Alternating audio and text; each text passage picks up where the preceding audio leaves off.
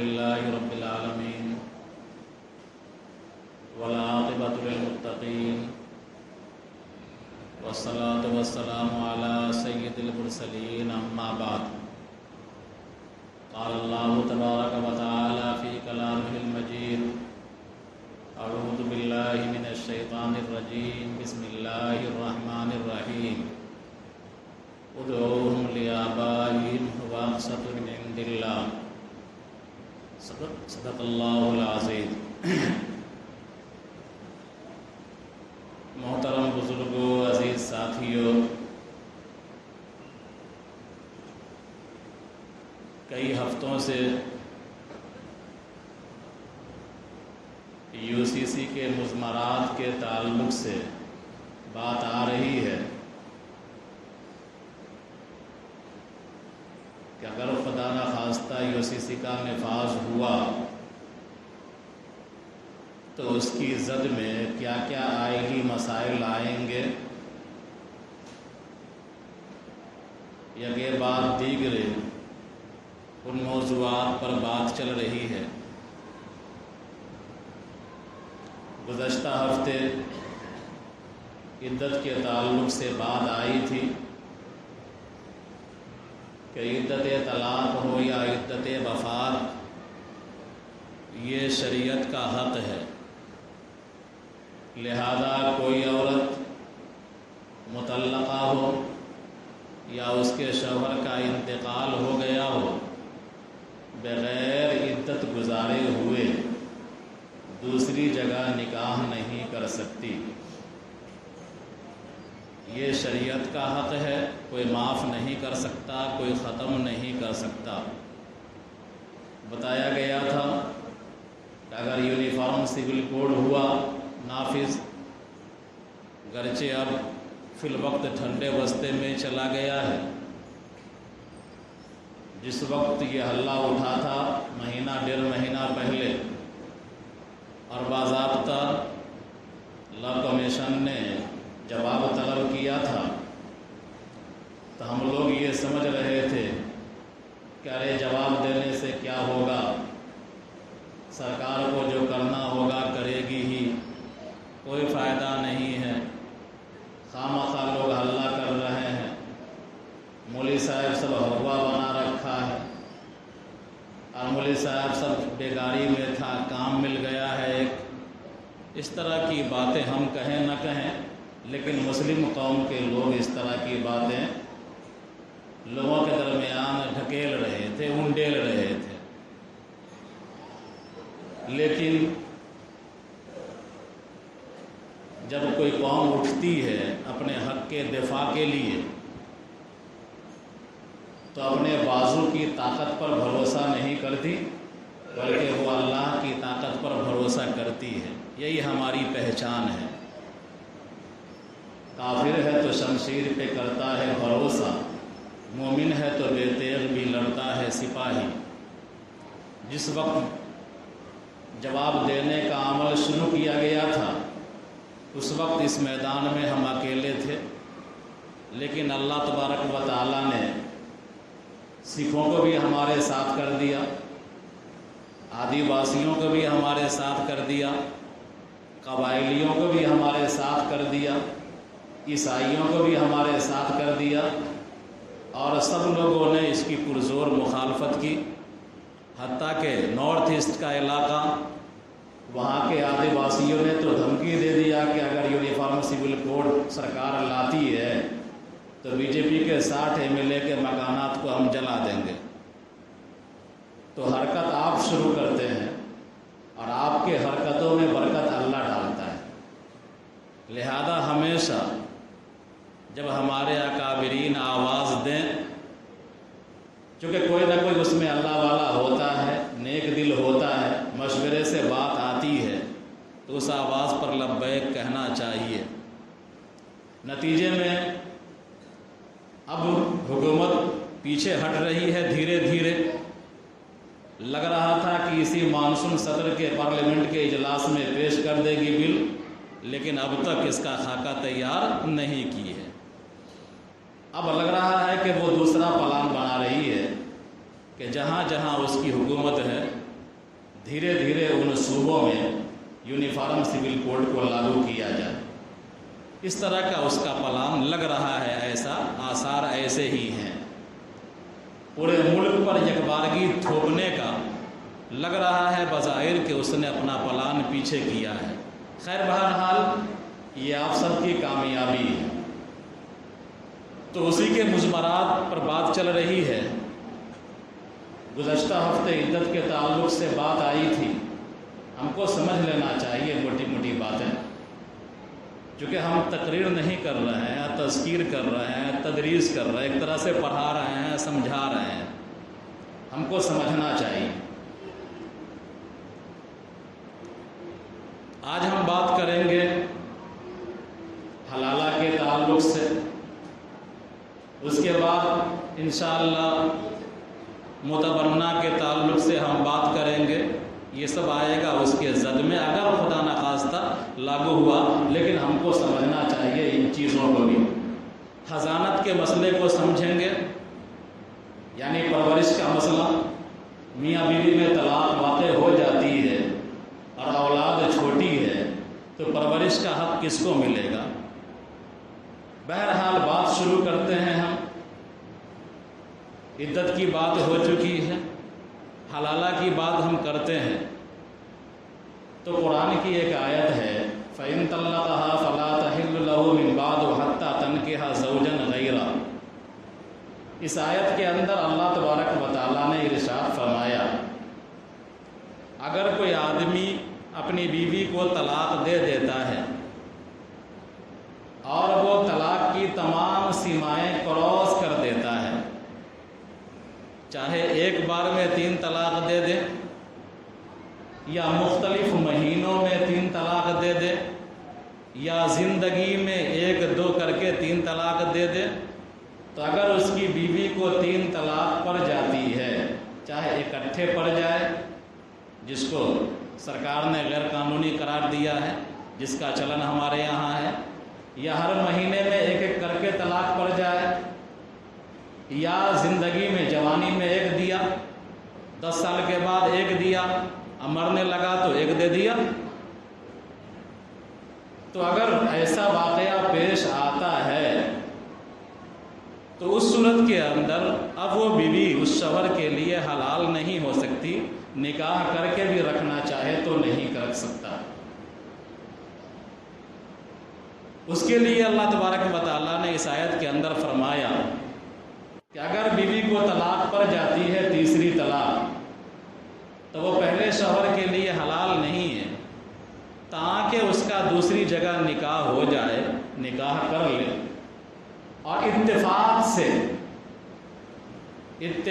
سے دوسرا شوہر مر جائے یا اتفاق سے دوسرا شوہر طلاق دے دے، مہینہ 2 مہینہ، ہفتہ 2 ہفتہ، سال 2 سال کے بعد، تب جا کر کے یہ عورت پہلے شوہر کے لیے حلال ہو سکتی ہے اور پہلا شوہر نکاح کر کے اس سے صحبت کر سکتا ہے، بیوی بنا سکتا ہے۔ یہ ہے طریقہ اور یہ ہے اسلامی حکم۔ لیکن عرف عام میں جس طرح ہمارے اور دیگر احکام کے اندر بگاڑ آیا، تو اسی طرح اس خدا کے حکم کے اندر بھی ہم لوگوں نے بگاڑ پیدا کر لیا۔ اور بگاڑ یہ کیا کہ اگر کوئی آدمی اپنی بیوی کو 3 طلاق دے دیتا ہے، عدت گزاروا دیتے ہیں، اس کے بعد کھوجتے ہیں حلالہ کرنے کے لیے کسی کو، اس کے بھائی سے حلالہ کروا دیتے ہیں، وہ بھی کہتا ہے کہ ہم چھوڑ دیں گے 1 روز کے بعد، لڑکی بھی کہتی ہے کہ اب کو چھوڑنا ہوگا 1 روز کے بعد۔ تو مروجہ جو رائج ہے حلالہ، جو آپ کے ذہنوں میں ہے، ہمارے ذہنوں میں ہے، تو اس حلالہ والا نکاح کرنا ناجائز ہے، حرام۔ لیکن خدا نخواستہ کوئی ایسا کر لیا تو پہلے شوہر کے لیے وہ بھی حلال ہو جائے، لیکن ایسا کرنا گناہ والا عمل ہے۔ یہ جو فیشن والا حلالہ ہے، یہ گناہ والا عمل ہے، یہ حرام عمل ہے۔ لیکن اگر ایسا کر لیا تو پہلے شوہر کے لیے وہ بیوی حلال ہو جائے گی، عدت گزارنے کے بعد پہلا شوہر اس سے نکاح کر سکتا ہے جس طرح آپ لوگ کرواتے ہیں، لیکن یہ عمل گناہ کا عمل ہے۔ تو شریعت کے اندر حلالہ ہے، لیکن وہ ہے جو میں نے قرآن کی آیت پڑھ کر کے بتایا ہے۔ وہ طریقہ ہے کہ شوہر کے طلاق دینے کے بعد، 3 طلاق دینے کے بعد عورت دوسری جگہ عدت گزارنے کے بعد نکاح کرتی ہے، نکاح کرنے کے بعد اس کا شوہر مر جاتا ہے یا اتفاق سے طلاق دے دیتا ہے۔ شرط نہیں ہے کہ تم کو طلاق دینا ہوگا یا میں طلاق لے لوں گی، ایسی کوئی شرط نہیں ہے، اپنی مرضی سے وہ طلاق دے دیتا ہے، تب جا کر کے پہلے شوہر کے لیے وہ حلال ہو جائے گی اور پہلا شوہر عدت گزروانے کے بعد نکاح کر کے رکھ سکتا ہے، اپنے نکاح میں لا سکتا ہے۔ تو یہ طریقہ ہے قرآن والا، لیکن ہمارا جو طریقہ ہے من مانا، یہ طریقہ غلط ہے، رونگ نمبر ہے۔ لیکن اگر آپ نے کر لیا ایسا تو پہلے شوہر کے لیے وہ بھی حلال ہو جائے گی، فقہا یہی کہتے ہیں۔ اگر UCC کا نفاذ ہوتا ہے تو پورا سسٹم ختم کر دیا جائے گا، اس کا اثر پڑے گا۔ آپ اس آیت پر عمل نہیں کر پائیں گے، فَإِن طَلَّقَهَا فَلَا تَحِلُّ لَهُ مِن بَعْدُ حَتَّىٰ تَنكِحَ زَوْجًا غَيْرَهُ، جو اصلی ترکیب ہے اس پر آپ عمل نہیں کر پائیں گے۔ کوئی بھی آپ پر آروپ لگا دے گا کہ اس نے ایسا کیا اور آپ جیل چلے جائیں گے۔ تو یہ تو حلالہ کا کنسیپٹ اور حلالہ کے بارے میں بات آئی۔ ایک مسئلہ آتا ہے حضانت کا، پرورش کا، کہ میاں بیوی کے درمیان تفریق ہو گئی، عورت نے خلا لے لیا یا شوہر نے طلاق دے دیا یا قاضی نے نکاح فسخ کر دیا، ختم کر دیا، دونوں کے درمیان کوئی رشتہ نہ ہو رہا، بچے چھوٹے چھوٹے ہیں، آپ لوگ کے سامنے میں بھی جو فیصلہ کرتے ہیں ان کے سامنے یہ مسئلہ آتا ہے کہ ان چھوٹے چھوٹے بچوں کی پرورش کا حق کس کو ملنا چاہیے۔ اس کو اصطلاح میں حق کے حضانت کہتے ہیں، یعنی حق کے پرورش۔ پرورش کون کرے؟ تو اس سلسلے میں ہم جس مسلک کے ماننے والے ہیں ان کا کلیئر کٹ مسئلہ ہے، واضح ہے کہ اگر میاں بیوی کے درمیان تفریق ہوتی ہے، چاہے خلا سے ہو، چاہے طلاق سے ہو، چاہے فسخ سے ہو، بچے چھوٹے چھوٹے ہیں، تو ان کی پرورش کا حق ماں کو ملے گا۔ یعنی اگر لڑکا ہے تو 7 سال تک ماں کے پاس رہے گا، ماں پرورش کرے گی، اور اگر لڑکی ہے تو 9 سال تک ماں پرورش کرے گی۔ لیکن اس پرورش کا خرچہ کون دے گا؟ بچے کا دودھ، بچے کا علاج، یہ سارا خرچہ وہ اٹھائے گا، اس کا باپ۔ تو خرچہ کون دے گا؟ باپ دے گا۔ پرورش کون کرے گی؟ اس کی ماں کرے گی۔ لڑکا ہے تو 7 سال تک، لڑکی ہے تو 9 سال تک ماں کے پرورش میں رہے گا اور رہے گی۔ باپ کو یہ حق نہیں ہے کہ زبردستی ماں سے چھین لے کہ نہیں پرورش ہم کریں گے، یہ باپ کو حق نہیں ہے، بلکہ شریعت نے یہ حق دیا ہے کہ ماں پرورش کرے گی، خرچہ باپ اٹھائے گا۔ البتہ ماں باپ کو ملنے سے بچے کو روک نہیں پائے گی۔ ماں اگر چاہے کہ اس کا باپ ہمارے بچے سے ملے نہیں، ہم ملنے نہیں دیں گے، تو اس کو یہ حق حاصل نہیں ہے۔ باپ اپنے بچے اپنی بچی سے مل سکتا ہے، خرچہ اٹھائے گا، خرچہ دے گا، صرف بچہ اور بچی ماں کے یہاں رہے گی، ماں پرورش کرے گی، اس کا نہلانا، دھلانا، کھلانا، پڑھانا، لکھانا جو بھی ہوگا ان ایام میں۔ تو چھوٹا بچہ ہے تو 7 سال تک، لڑکی ہے تو 9 سال تک۔ جب 7 سال کی مدت گزر جائے گی تو اب باپ اپنے بچے کو اپنے پاس رکھ سکتا ہے، ماں اب روک نہیں سکتی۔ 9 سال کی عمر جب گزر جائے تو بچی کو باپ اپنے پاس رکھ سکتا ہے، ماں اب روک نہیں سکتی، ماں کا حق ختم۔ بچی پر 9 سال کے بعد ماں کا حق ختم پرورش کا، اور 7 سال کے بعد لڑکے پر ماں کا حق پرورش کا ختم۔ اب باپ کا حق ہے، باپ پرورش کرے گا، پڑھائے گا، لکھائے گا، اس کو اچھا شہری بنائے گا، اچھا انسان بنائے گا۔ ماں تو یہ کام کر نہیں سکتی، اس لیے یہ حق اب باپ کو چلا جائے گا۔ بہرحال تو یہ حق حضانت کہلاتا ہے، حق پرورش۔ اگر یونیفارم سول کوڈ کا نفاذ ہوا کبھی مجوزہ، تو یہ حق حضانت کا مسئلہ بھی ختم ہو جائے گا۔ عدالت جو چاہے گی فیصلہ کر دے گی اور کہے گی کہ بھائی باپ پرورش کرے گا، ماں کا حق ساقط کر دے گی۔ ایک شرط ہے کہ اگر آپ کو یہ خطرہ ہے کہ بچہ اگر ماں کے پاس رہے گا، اب ماں گھومنے پھرنے والی ہے، بچی ماں کے پاس رہے گی، ماں ہر سنیچر کو جاتی ہے صبح میں اور شام کو گھوم گھام کے پرساد ارساد کا چکر لگا کر کے آتی ہے، گھومنے والی ہے، بچے کا کریکٹر خراب ہو سکتا ہے، بچی کا کریکٹر خراب ہو سکتا ہے۔ اگر اس کا خدشہ ہے اور واقعی خدشہ ہے، صرف گمان نہیں، واقعی اس کا خدشہ ہے، تو 7 سال سے پہلے اور 9 سال سے پہلے بھی باپ ماں سے یہ حق لے سکتا ہے کہ تمہارے یہاں رہنے سے بچہ ہمارا بگڑ جائے گا، لہذا یہ حق ہم کو مل جانا چاہیے۔ تو یہ حق حضانت کہلاتا ہے۔ ممکن ہے کہ سمجھ میں آ گیا ہوگا۔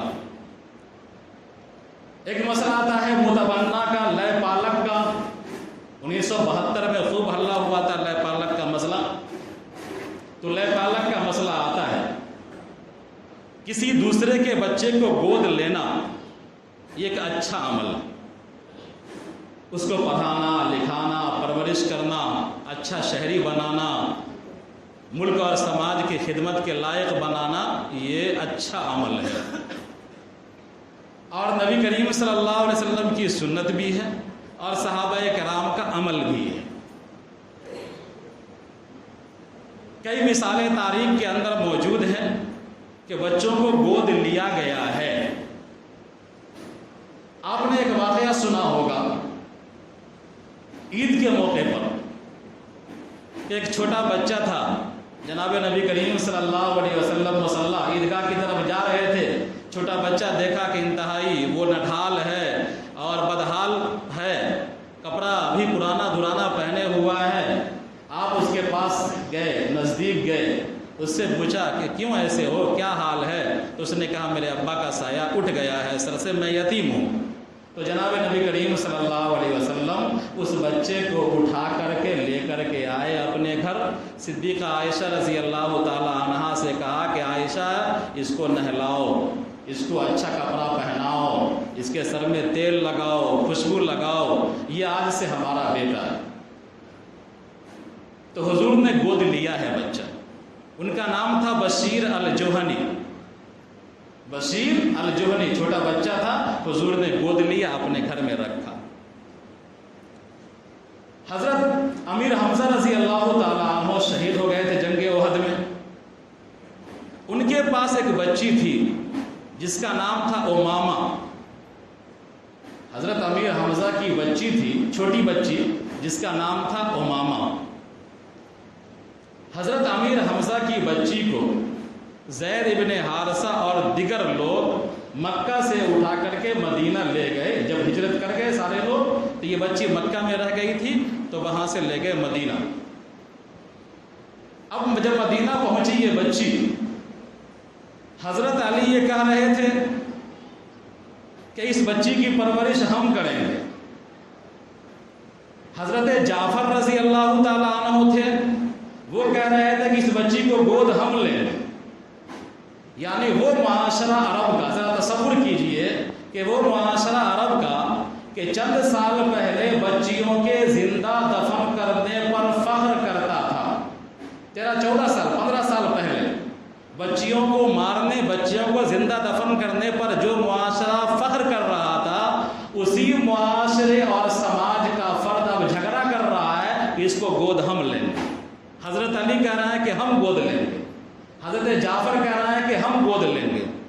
دلیل حضرت علی کہہ رہا ہے کہ حضرت فاطمہ ہمارے نکاح میں ہے، ان کا اچھا سے خیال کرے گی۔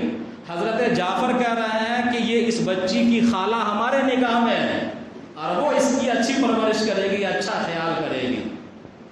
زید بھی آ گئے، زید بھی کہنے لگے یا حضور صلی اللہ علیہ وسلم، اس کو تو ہم مکہ سے لے کر کے آئے ہیں اپنے ساتھ، ہم نے راستے کی مشقتوں کو جھیلا ہے، ہم ہی اس کو گود لیتے ہیں، ہم ہی اس کی پرورش کریں گے، خیال کریں گے۔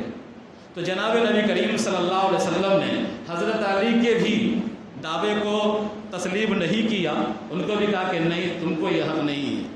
حضرت زید کو بھی نہیں دیا، بلکہ حضرت جعفر رضی اللہ تعالیٰ عنہ تھے، جو کہ ان کی نکاح میں بچی کی خالہ تھی اور خالہ کو اپنے بہن خود سے بڑا لگاؤ ہوتا ہے، تو بچی جعفر کے یہاں رہے گی۔ تو حضرت جعفر نے اس بچی کو گود لیا۔ حضرت زید ابن حارثہ بہت مشہور نام ہے، زید ابن حارثہ رضی اللہ تعالیٰ عنہ کا۔ زید ابن حارثہ یمن کے رہنے والے تھے۔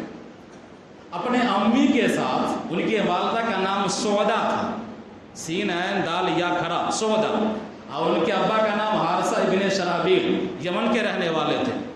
اپنے امی کے ساتھ ننیال جا رہے تھے، راستے میں ڈاکوؤں نے حملہ کر دیا اور حضرت زید کو کڈنیپ کر لیا۔